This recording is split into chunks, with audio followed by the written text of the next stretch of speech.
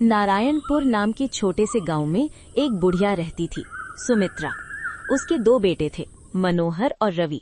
दोनों ही शहर में काम करते थे। सुमित्रा की दो बहुएं भी थीं, बड़ी बहू सोनाली और छोटी बहू आरती। एक दिन सुमित्रा आंगन में बैठी चूल्हा जला रही थी। सोनाली पास में बैठी आटा गूंद रही थी। अरे सुनीता, जरा जल्दी जल्दी कर, तेरे हाथ में तो मिठास है। तेरे हाथ की रोटी का तो स्वाद ही कुछ और है। अम्मा, आप भी बस यूं ही मेरी तारीफ करती है। तभी आरती गांव के तालाब से पानी भर कर आती हैं। अरे महारानी आ गई, कहाँ घूम रही थी अब तक? अम्मा, मैं तो तालाब से पानी लाने गई थी। आज पानी कुछ गंदा था, पर मैं ले आई। रख दे, और हाँ, चूल्हे के पास मत आना, कहीं सारी सब्जी खराब ना हो जाए। जी अम्मा। आरती चुपचाप मटका रखकर अंदर चली जाती है। उसके चेहरे पर हल्की उदासी थी। घर के कोने में आरती चुपचाप बैठी थी। उसके हाथ में एक पुराना चूड़ी का डिब्बा था। काश अम्मा मुझसे भी वैसे ही बात करती हैं, जैसे सोनाली दीदी से करती हैं। मैंने तो कोई गलती भी नहीं की, बस इतना है कि मैंने अपने मन से शादी कर ली। क्या यही मेरी सजा है?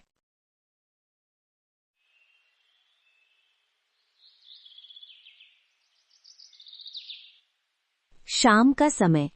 सुमित्रा और सुनीता आंगन में साथ बैठकर चाय पी रही थी। आरती रसोई में बैठी बर्तन धो रही थी। सोनाली, तेरे मायके से कोई चिट्ठी आई क्या? हाँ अम्मा, भैया ने लिखा है कि अगले हफ्ते सावन में सबको घर आना है। अरे वाह, तो चल मैं भी तेरे साथ चलूंगी। बड़े लोग हैं, हमारा खूब आदर सत्कार करेंगे। तभी आरती बाहर आती है और हल्के स्वर में बोलती है। अम्मा, सावन में मैं भी अपने मायके जाना चाहती थी। माँ की तबीयत कुछ ठीक नहीं है। तेरे मायके जाने का वक्त बाद में भी आएगा, पहले घर का काम देख। तेरे भैया भाभी तो वैसे ही गरीब हैं, क्या करेंगे तेरे लिए? कोई फायदा नहीं तेरे वहां जाने का। आरती चुप हो जाती है। रात का समय। आरती अपनी खाट पर लेटी थी, पर उसे नींद नहीं आ रही थी। माँ से ही कहती थी, अमीर गरीब का फर्क लोग कभी नहीं भूलते। शायद मुझे चुप रहकर ही ये सब सहना होगा, मगर कब तक?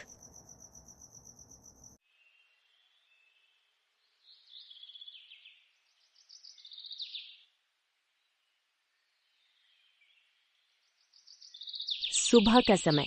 आंगन में गाय बंधी थी। बड़ी बहू सोनाली दूध दूहकर रसोई में रख रही थी।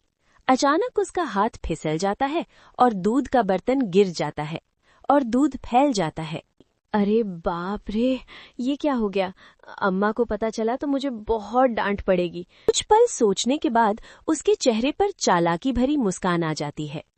क्यों ना ये इल्जाम आरती पर लगा दूं? वैसे भी अम्मा को उस पर भरोसा नहीं, वो मेरी बात झट से मान लेगी। सोनाली आंगन में आती है। आरती वहीं कपड़े धो रही थी। अरे आरती, आज मेरी कमर में थोड़ा दर्द हो रहा है, जरा उस कमरे में रखी टोकरियां तो ले आ। अच्छा दीदी, अभी लाती हूँ। आरती अनजान सी होकर रसोई की तरफ चल देती है। जैसे ही आरती रसोई में दाखिल होती है, सोनाली दौड़कर कमरे में जाती है और अम्मा को बुलाती है। अम्मा अम्मा जल्दी चलो, देखो आरती ने क्या कर दिया। दोनों तेजी से रसोई में पहुंचते हैं। आरती टोकरियां उठाए खड़ी थी और दूध जमीन पर फैला हुआ था।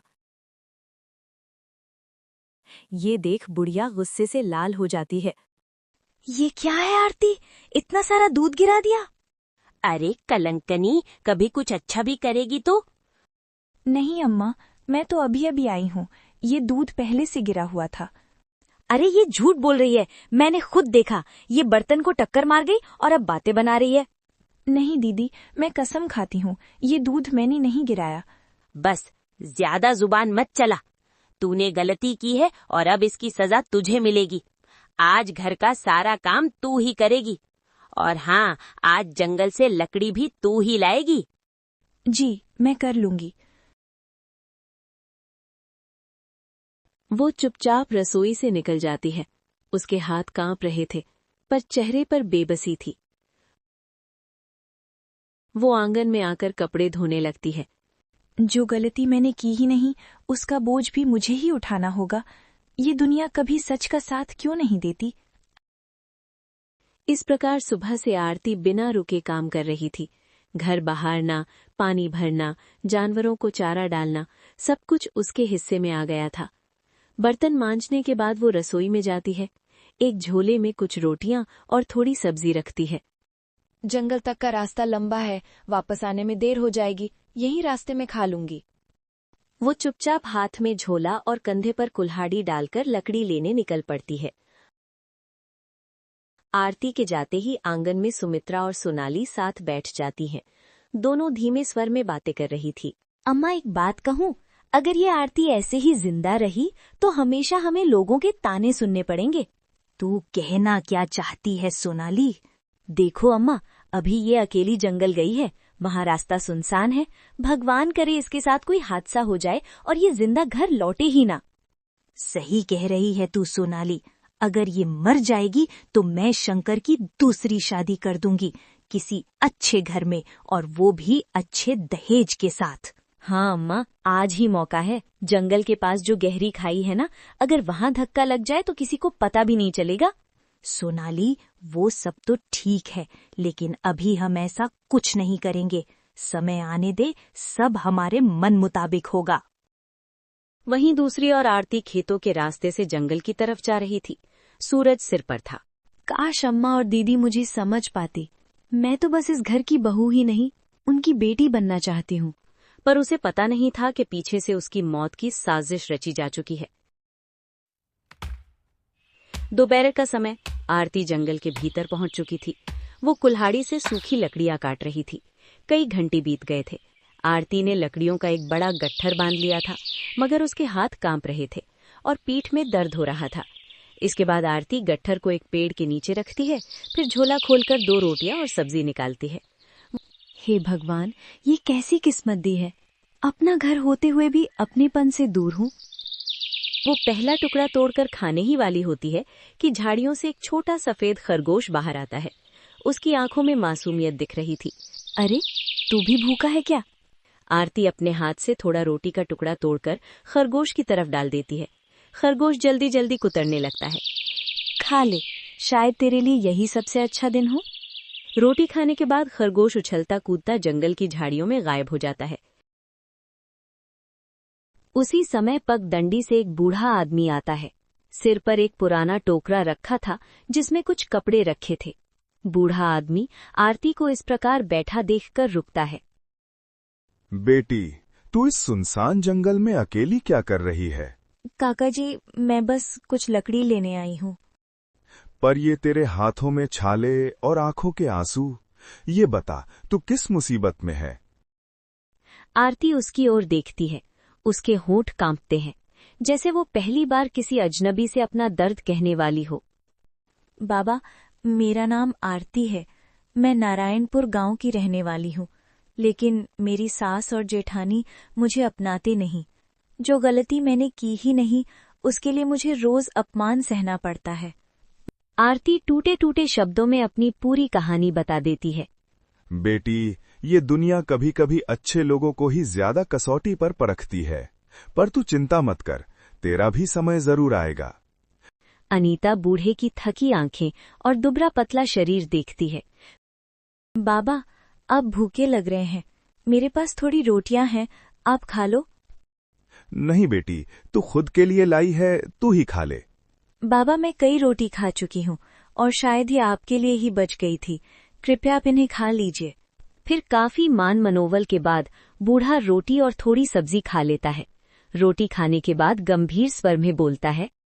बेटी, याद रखना, अगर कभी भी कोई मुसीबत आए तो अपने बुजुर्गों और पूर्वजों को याद करना। हमारे पूर्वज बुरे समय में हमारा साथ देते हैं, बस सच्चे दिल से उन्हें पुकारना। बाबा, क्या सच में ऐसा होता है? हाँ, ये वही सच्चाई है बेटी, जो सच्चे मन और विश्वास से जुड़ी हो। धन्यवाद बाबा, आपने जो कहा मैं याद रखूंगी। जाओ बेटी, भगवान तेरा भला करे। आरती जंगल के रास्ते से गांव की ओर चल देती है। बूढ़ा वहीं खड़ा उसे जाता देखता है। उसकी आंखों में कुछ रहस्य छुपा था।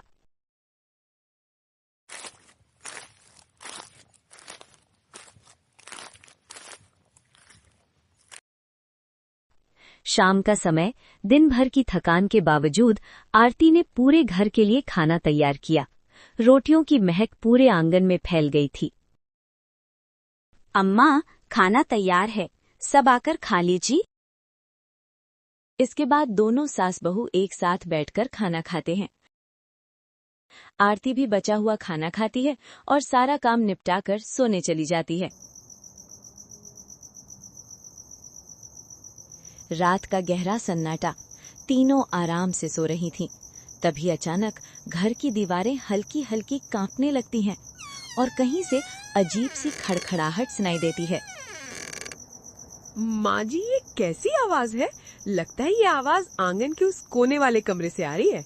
हाँ, मुझे भी वैसा ही लग रहा है। माँ जी, आरती को भेजो देखने के लिए, शायद कोई जानवर घुस आया हो। उधर आरती भी अपने कमरे से निकलकर आंगन में आती है। उसके चेहरे पर भी डर साफ दिखाई दे रहा था। आरती, जा उस कमरे के पास, देखा आखिर हो क्या रहा है वहाँ। अम्मा, मुझे बहुत डर लग रहा है। डर लग रहा है तो जा अपने मायके चली जा, और तभी आना जब डर खत्म हो जाए। आखिर में आरती मजबूर होकर धीरे धीरे कदम बढ़ाती है। वो उस कमरे के पास पहुंचती है। दरवाजा आधा खुला था। हवा के झोंके से उसकी छर छर की आवाज आ रही थी। वो अंदर झांकती है, मगर वहां कुछ नहीं होता। माँ, वहाँ कोई नहीं है। शायद हवा से दरवाजा हिल रहा था। इतना बोलकर वो सोने चली जाती हैं। आज तो बच गई, पर कल देखती हूँ। बुढ़िया और सोनाली एक दूसरे को हल्की नजर से देखती हैं, जैसे कोई और योजना उनके मन में हो।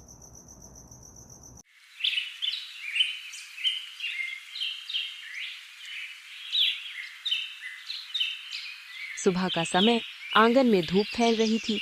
आरती कुएं से पानी लाकर कपड़े धो रही थी। दिन नया था, लेकिन आरती की दिनचर्या वही, बिना रुके काम करना, वो भी बिना किसी शिकायत के। इतने में गांव की काकी, सफेद बालों वाली और दयालु स्वभाव की वहां आती है। अरे सुमित्रा, तेरे यहाँ का अचार बड़ा मशहूर है, जरा सा मुझे भी दे, मैं भी तो चख कर देखूं। हाँ कलावती, तू बैठ, मैं अभी अंदर से लाती हूँ। सुमित्रा अंदर जाती है। तभी काकी अनीता के पास आकर धीरे से बोलती है। बेटी, तू कैसे ये सब सह लेती है? तेरी सास और बड़ी बहू ने तो तेरा जीना हराम कर रखा है। आखिर क्यों सह रही है तू ये सब? काकी, किससे कहूँ? पति हैं, वो 6 महीने में चक्कर लगाते हैं। मेरे माता पिता तो वो काफी गरीब हैं। अगर मैं ये सब कह दूंगी तो उनका दिल टूट जाएगा और वो चिंता में मर जाएंगे। पर बेटी, चुप रहना भी हमेशा अच्छा नहीं होता। दुनिया में कोई तो होना चाहिए जो तेरा पक्ष ले। मेरे लिए बस भगवान है काकी, और कोई नहीं है मेरा। इतने में सुमित्रा अचार लेकर बाहर आती है। काकी बात खत्म कर पीछे हट जाती है। ले कलावती, ये ले जा, और हाँ, और भी चाहिए होगा तो जरूर आना। ठीक है, मैं चलती हूँ। रुक, मैं भी तेरे साथ चलूंगी, मुझे भी उधर कुछ काम है। सुमित्रा भी बुढ़िया के साथ गांव की ओर निकल जाती हैं। थोड़ी देर बाद सुमित्रा एक टोकरा लेकर घर आती हैं। सोनाली बाहर ही इंतजार कर रही थी। अम्मा, ये क्या है आपके हाथ में? अंदर चल, सब बताती हूँ। सोनाली, पहले बता आरती कहाँ है? वो तो बाजार सब्जी लेने गई है, लेकिन आप बताओ तो कि उस टोकरी में क्या है? सुमित्रा टोकरी का ढक्कन जैसे ही हटाती हैं, सोनाली के होश उड़ जाते हैं। अम्मा, सांप? आप ये क्यों लेकर आई हैं? इतना शोर क्यों कर रही है? सोनाली, तू भी ना भूल गई क्या हमारा मकसद? अच्छा, मैं सब समझ गई अम्मा, लेकिन ये काम होगा कैसे? वो सब तू मुझ पर छोड़ दे, आज रात ही मैं उसका काम तमाम कर दूंगी।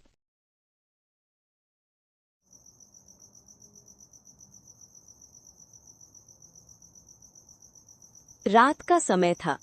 पूरे गांव पर सन्नाटा छा गया था। आंगन में दिया टिमटिमा रहा था। आरती अपने कमरे में खाट पर लेटी थी। दिन भर की थकान से शरीर टूट रहा था, लेकिन उसका मन बेचैन था। पता नहीं कब ये जीवन बदलेगा।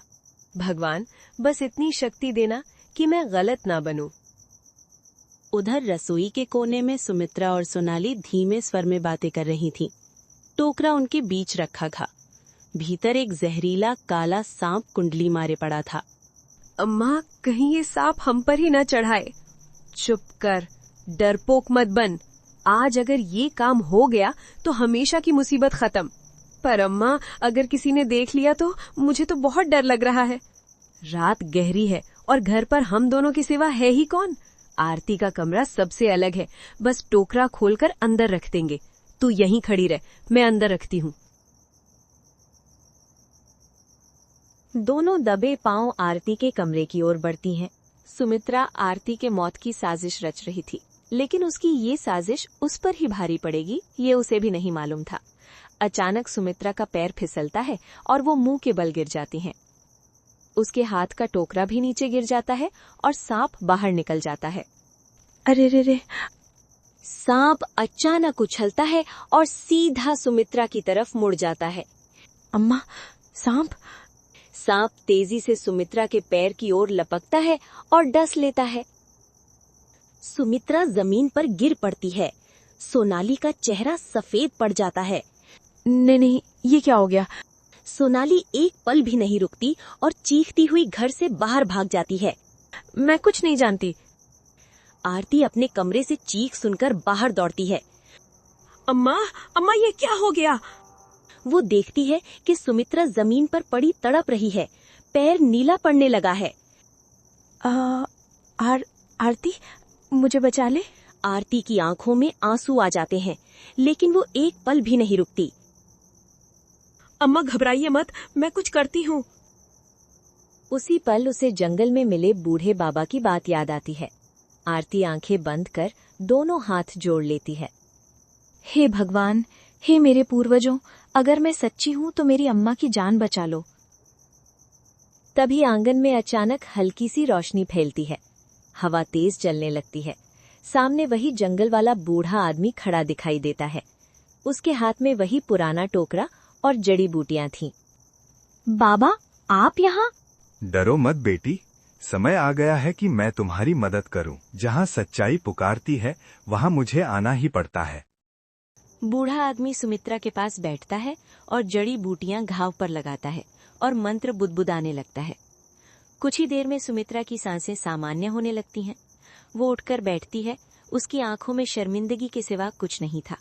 वो आरती से कमजोर स्वर में बोलती है। आरती, मैंने तुझ पर बहुत जुल्म किए और आज तूने ही मुझे नई जिंदगी दी। मैं जिसे सोना समझती थी वो तो कोयला निकली और मुझे तड़पता हुआ छोड़कर भाग गई, और जिसे मैं कोयला समझती थी वो तो हीरा निकली। मुझे माफ कर दे बेटी, मेरी आंखों पर लालच और घमंड की पट्टी बंधी थी। अम्मा, मैं तो बस आपकी बेटी बनना चाहती थी और बेटियों से माफी नहीं मांगी जाती। देखा बेटी, सच्चाई और करुणा कभी हारती नहीं।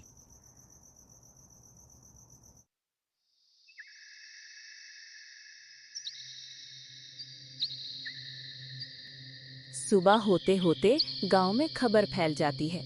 सोनाली डर के मारे वापस नहीं आती। कुछ दिन बाद दोनों भाई भी गांव पहुंचते हैं। सुमित्रा सबके सामने सच स्वीकार कर लेती है। मेरी आंखों पर लालच और घमंड की पट्टी बंधी थी। आरती ने मेरी जान बचाकर मुझे इंसान बना दिया। आंगन में धूप फैल जाती है, जैसे अंधेरे के बाद सचमुच उजाला आ गया हो। कहानी का संदेश: जो दूसरों के लिए गड्ढा खोदते हैं, एक दिन वही उसमें गिरते हैं, और जो सच्चे दिल से सहनशील रहते हैं, भगवान खुद उनकी रक्षा करते हैं।